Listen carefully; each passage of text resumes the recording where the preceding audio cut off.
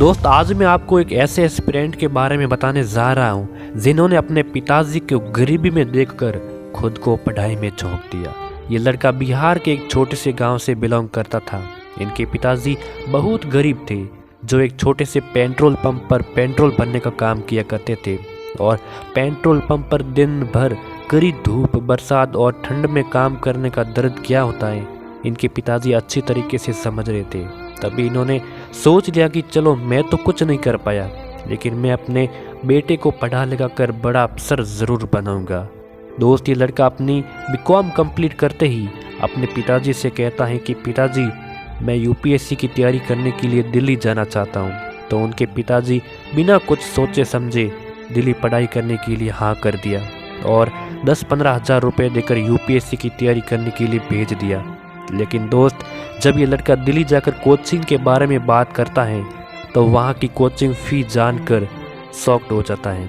और ये लड़का रूम में आकर सोचने लगता है कि यार, कोचिंग का फ़ी इतना ज़्यादा, 1.5 लाख रुपए, मेरे पिताजी कहाँ से इतने पैसे लाएंगे? लगता है मैं अपने सपने को पूरा नहीं कर पाऊँगा।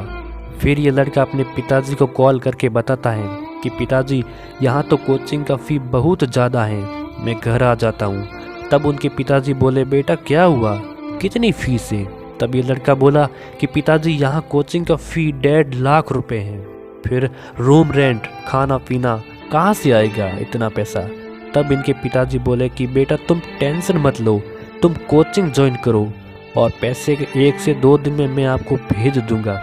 इस लड़के को पता था कि पिताजी के पास इतने पैसे नहीं हैं तो वो कैसे भेजेंगे, लेकिन 1 से 2 दिन में इनके पिताजी ने सच में सारे कोचिंग के फ़ी भेज दिए। तो लड़का हैरान हो गया कि पिताजी इतने पैसे कहाँ से लाए। जब इन्होंने जानने का प्रयास किया तो इनकी आंखों में आंसू आ गए, क्योंकि पिताजी ने फीस के लिए घर बेच दिया और खुद रेंट के मकान में रहने लगे।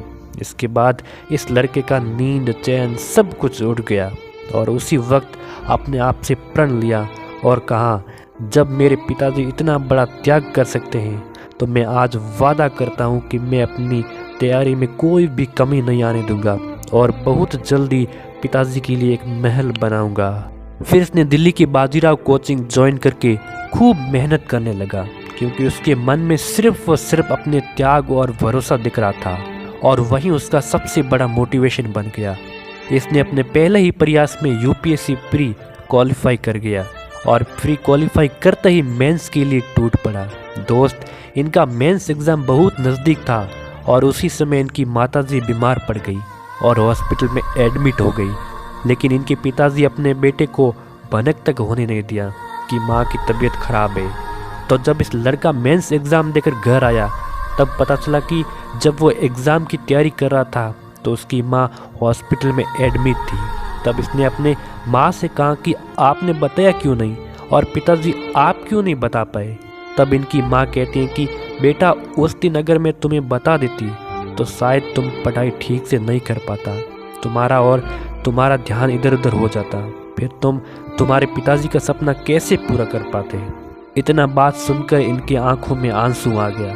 तब इस लड़के ने कहा कि माँ, आप टेंशन मत लो, आपका बेटा बहुत अच्छे से पढ़ाई किया है, बहुत जल्द आईएएस बनूंगा।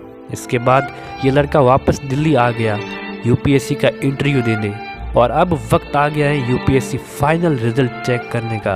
इसने अपना रोल नंबर डाला और चेक किया तो ये लड़का खुशी से झूम उठा।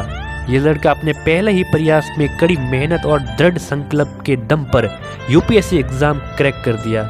जी हाँ, मैं बात कर रहा हूँ आईएएस प्रदीप सिंह, जिन्होंने 96 रैंक हासिल करके अपने माता पिता का नाम रोशन किया है। दोस्त, आप भी अपने माता पिता का नाम रोशन ज़रूर करें। आशा है कि आप सभी को ये स्टोरी बहुत पसंद आई होगी। वीडियो को लाइक एंड चैनल को सब्सक्राइब ज़रूर करना। तो मिलता है किसी नई स्टोरी में, तब तक के लिए जय हिंद, जय भारत।